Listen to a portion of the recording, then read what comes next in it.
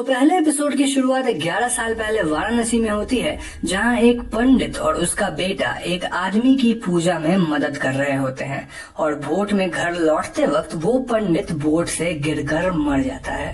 पंडित के मौत के बाद उसका बेटा अघोरियों के पास जाता है और इस सीन को देखकर ऐसा लगता है मानो उस लड़के को अपने पिता के खोने का कोई दुख नहीं था। खैर, सीन प्रेजेंट को शिफ्ट होती है, जहां निखिल नायर नाम का एक आदमी एफबीआई में फोरेंसिक साइंस का एक प्रोफेसर होता है, जिसके पास उसका दोस्त अर्जुन आकर उससे एक केस में उसकी मदद मांगता है। निखिल एक बहुत ही उम्दा फोरेंसिक एक्सपर्ट था और उसे उसके काम से काफी लगाव था, जिसकी वजह से उसकी वाइफ नैना कुछ खास खुश नहीं थी, क्योंकि निखिल अपने काम को अपनी फैमिली से ज्यादा इम्पोर्टेंस देता था। मीनवाइल इंडिया में एक मास्क पहना हुआ आदमी एक औरत की बुरी तरह से हत्या कर देता है और वो बॉडी को कुत्तों के पास छोड़ आता है।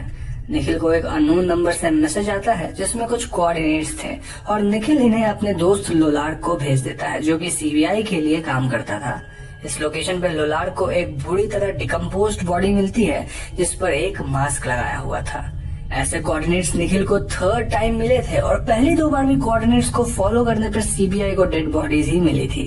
इस केस पे सीबीआई के top forensic expert Dhananjay Rajput और उनकी कलीग नुसरत काम कर रहे होते हैं, जो नोटिस करते हैं कि सारे डेड बॉडीज में राइट हैंड की इंडेक्स फिंगर को काट लिया गया है और किलर धनंजय राजपूत और डीजे को टॉन्ट करते हुए एक सीडी भेजता है जिसमें वो हिंदू मिस्टिसिज्म की बातें करता है। यहाँ हमें ये भी पता चलता है कि निखिल पहले सीबीआई में काम करता था, पर वो डीजे की वजह से सीबीआई से रिजाइन कर चुका था।